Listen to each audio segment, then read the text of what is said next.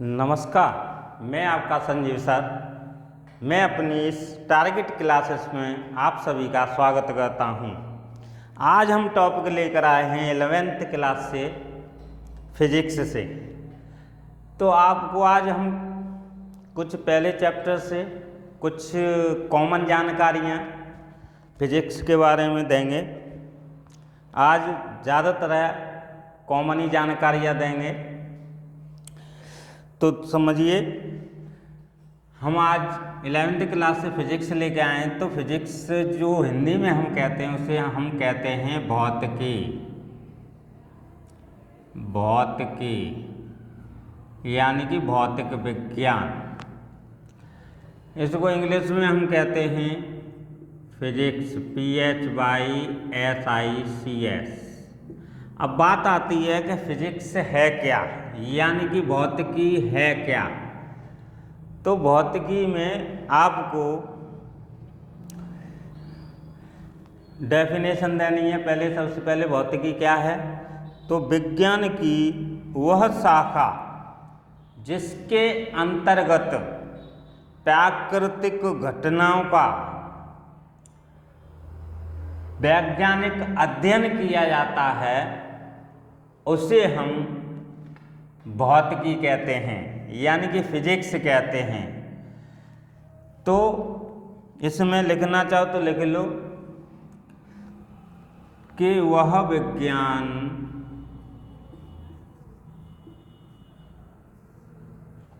जिसके अंतर्गत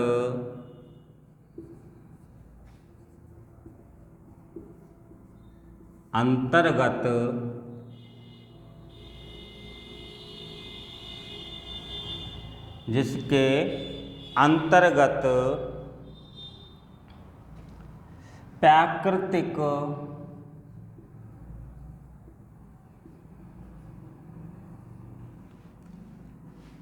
घटनाओं का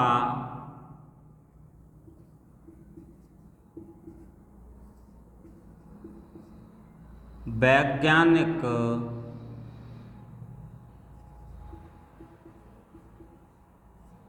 अध्ययन किया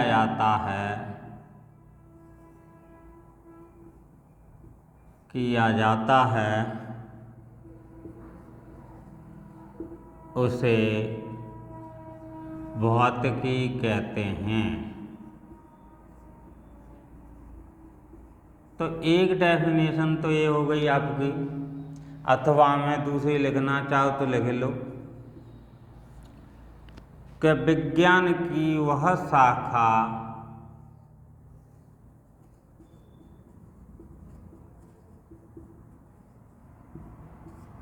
जिसके अंतर्गत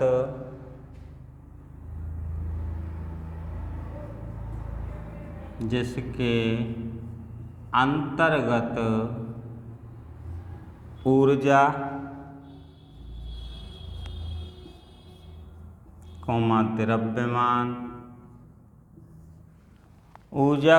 द्रव्यमान तथा उनकी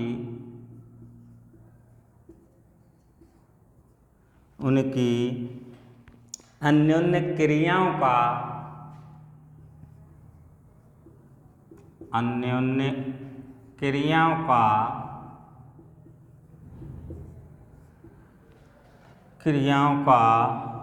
वैज्ञानिक अध्ययन किया जाता है,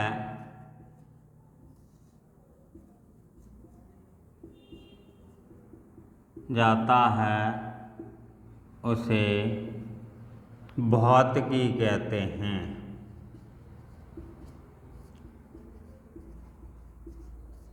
तो ये तो हो गई आपकी भौतिकी, यानी कि भौतिक विज्ञान की परिभाषा। अब आपको मालूम है, ये तो एक किताब के अनुसार या वैसे परिभाषा के अनुसार हमने दी है। वैसे भौतिकी में आपको पता है माप तौल की जाती है। तो माप तौल के आधार पर हम सबसे पहला शब्द लेते हैं इसमें मापन। यही पहला चैप्टर है आपका फिजिक्स का, मापन। मापन को समझाएंगे कि मापन क्या है। तो आपको मालूम होनी चाहिए, मापन का मतलब है तुलना करना, किसी चीज़ को मापना। यानी कि एक चीज़ हमें ज्ञात है और दूसरी चीज़ हमें अज्ञात है, यानी ज्ञात नहीं है। तो उन दोनों की यदि हम तुलना करें तो उसी को हम मापन कहते हैं। जैसे कि ज्ञात राशि की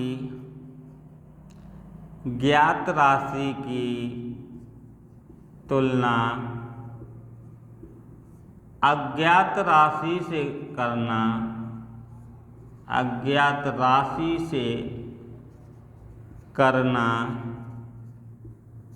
मापन कहलाता है।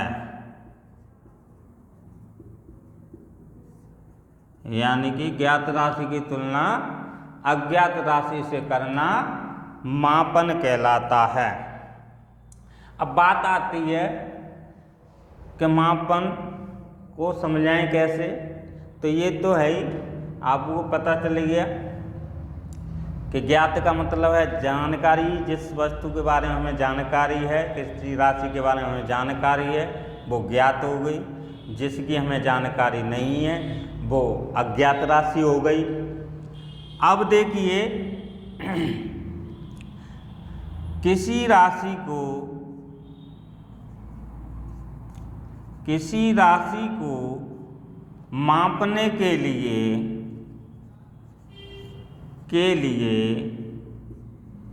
निम्न दो बातों का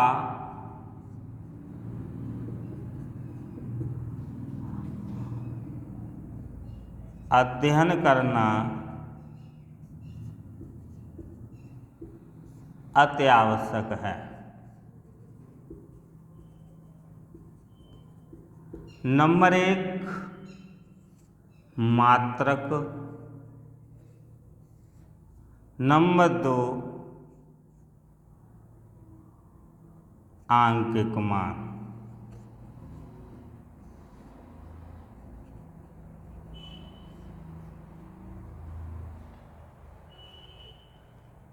तो मात्रक और आंकिक मान से ही पता चलेगा कि हम मापन कर रहे हैं। तो इसको नोट करना चाहो नोट कर लो, स्क्रीनशॉट लेना चाहो स्क्रीनशॉट ले लो। 2 सेकंड का समय देता हूँ। उसके बाद आप पढ़ेंगे मात्रक। चलिए मात्रक देखते हैं।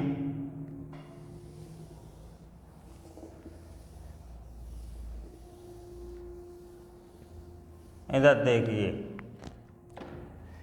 मात्रक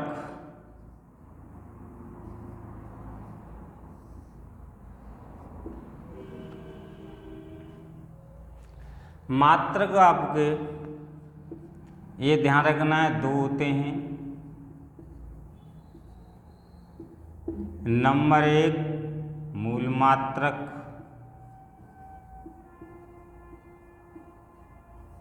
नंबर 2 व्युत्पन्न मात्रक। तो पहला पढ़ेंगे हम मूल मात्रक। मूल मात्रक वे मात्रक होते हैं जिनको एक राशि से दूसरी राशि में नहीं बदलते या बदल सकते। तो सीधे सीधे परिभाषा बोल सकते हैं कि वे मात्रक जो एक भौतिक राशि से दूसरी भौतिक राशि में नहीं बदले जाते उन्हें हम मूल मात्रक कहते हैं। जैसे मूल मात्रक आपके जैसे समय का मात्रक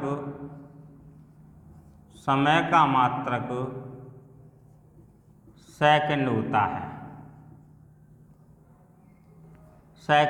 है, किलोग्राम नहीं।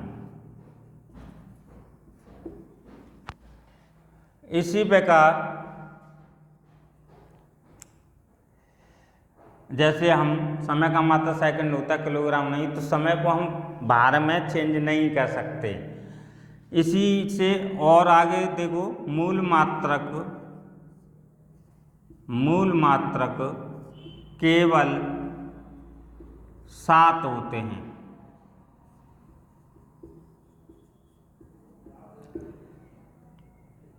Number 1 candela, kelvin,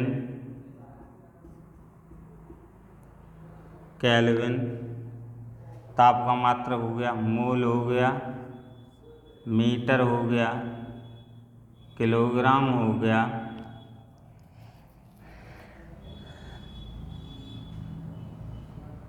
candela, kelvin, मोल, मीटर, किलोग्राम, और आपका सेकंड हो गया,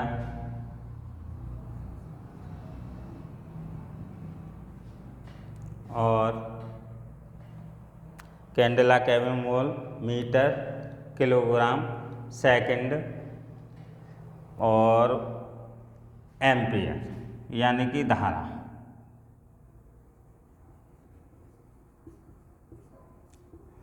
तो ये आपको 7 मूल मात्रक होते हैं।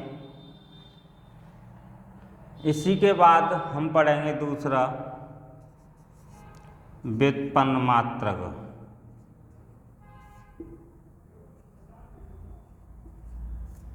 व्युत्पन्न मात्रक वे मात्रक होते हैं जो मूल मात्रकों पर घाते लगाकर प्राप्त किए जाते हैं।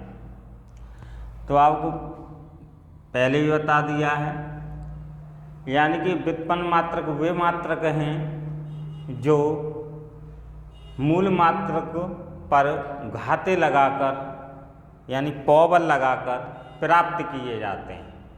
जैसे क्षेत्रफल इज इक्वल टू होता है लंबाई इंटू चौड़ाई। तो लंबाई का मात्रक मीटर होता है, चौड़ाई का मात्रक मीटर होता है, मीटर स्क्वायर। तो इसका मात्रक मीटर स्क्वायर हो गया। तो देखिए यहाँ पे स्क्वायर आ गया, घात लग गई, तो ये व्युत्पन्न मात्रक बन गया। और मीटर ये आपका मूल मात्रक हो गया। जब मूल मात्रक दो मूल मात्रकों का गुणा हुआ यानी इंटू हुआ तो उसका गुणनफल मीटर स्क्वायर आ गया। तो इसी को हम व्युत्पन्न मात्रक कहते हैं। अब देखिए आयतन, तो आयतन बराबर होता है लंबाई इंटू चौड़ाई इंटू ऊंचाई। तो ये हो गया।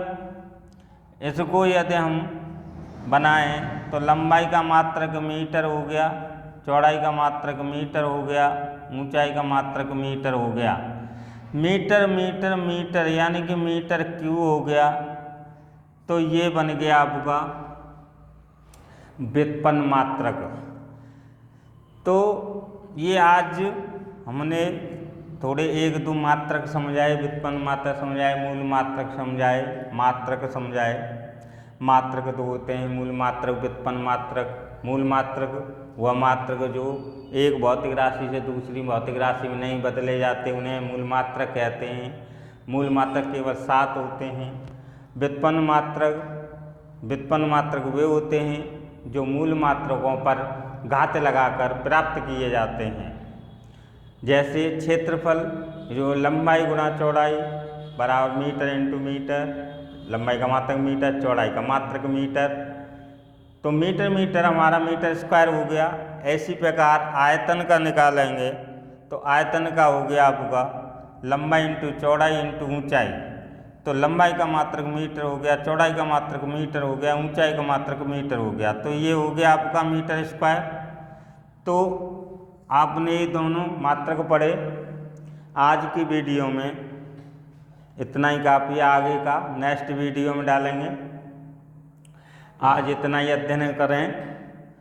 आपको हमारा चैनल यदि अच्छा लगे तो इसे सब्सक्राइब कीजिए, लाइक कीजिए, शेयर कीजिए, अन्य को शेयर कीजिए और बेल आइकॉन की घंटी को दबाइए, जिससे कि नई नोटिफिकेशन आपको मिल सके, यानी कि नई वीडियो की नोटिफिकेशन आपको प्राप्त हो जाए। इसीलिए आपको बेल आइकॉन की घंटी दबाएं और सब्सक्राइब करें। तो आज के लिए इतना ही, धन्यवाद।